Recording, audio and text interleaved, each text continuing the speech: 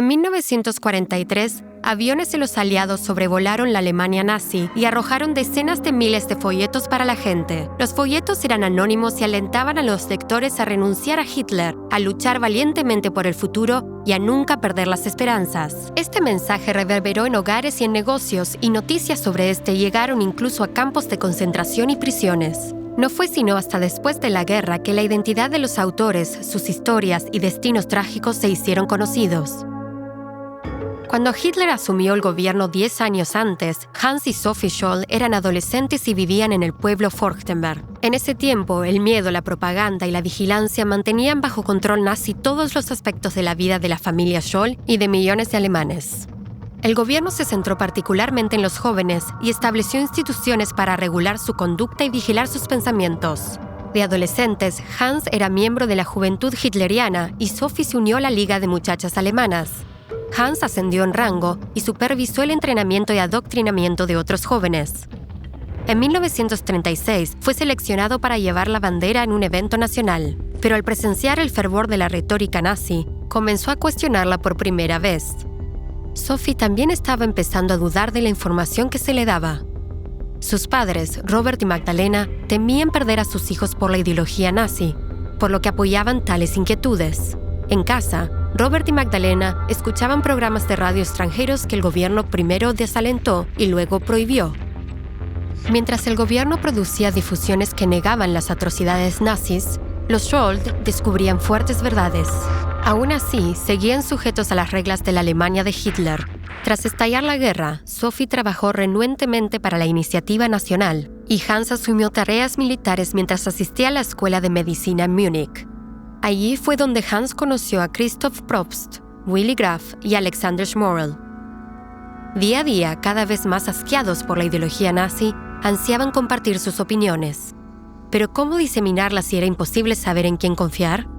Así que los amigos decidieron rebelarse de forma anónima. Juntaron su dinero y compraron material de impresión. Un conocido les permitió usar el sótano bajo su estudio. En secreto, comenzaron a redactar su mensaje.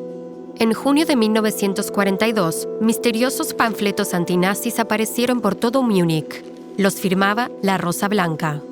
El primer panfleto denunciaba a Hitler e instaba a los alemanes a sabotear el esfuerzo bélico. Asuman una resistencia pasiva, bloqueen esta maquinaria atea de guerra antes de que sea demasiado tarde, antes que la última ciudad se convierta en escombros, antes que el último joven de nuestra nación se desangre.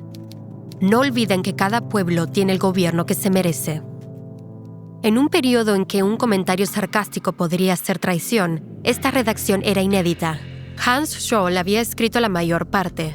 En 1942, Sophie llegó a Múnich sin saber sobre las actividades de su hermano. Rápidamente encontró los panfletos en la escuela y solo hasta que encontró evidencia en la habitación de Hans se dio cuenta de quién era realmente el autor. Su conmoción se tornó en determinación.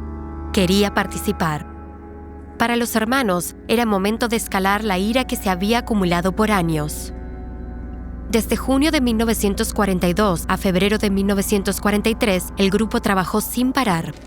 Mientras la Gestapo procuraba pistas, la Rosa Blanca se mantenía en constante alerta. La guerra siguió su curso. Las regulaciones se intensificaron y Múnich fue bombardeado, pero la Rosa Blanca se aventuró con mayor ahínco.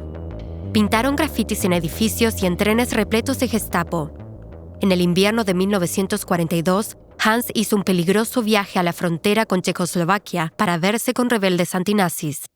El 18 de febrero de 1943, Sophie y Hans llevaron un maletín lleno de panfletos a la universidad. Un conserje se dio cuenta de lo que hacían y los delató con la Gestapo. Ambos negaron con calma estar involucrados, hasta que la policía juntó todos los panfletos y los puso de nuevo en el maletín vacío, donde cupieron perfectamente. Cuando Hans y Sophie confesaron, fueron inmediatamente trasladados a la corte y sentenciados a morir en la guillotina. A pesar de los duros interrogatorios, los dos se rehusaron a traicionar a sus co-conspiradores. Antes de su ejecución, Sophie manifestó su ira por el estado de su país, pero también habló de un futuro más esperanzador. ¿Cómo podemos esperar que prevalezca la justicia cuando casi no hay nadie que se brinde individualmente en pos de una causa justa? Un día tan bonito y soleado, y yo debo irme. Pero ¿qué importa mi muerte si a través de nosotros miles de personas despiertan y comienzan a actuar?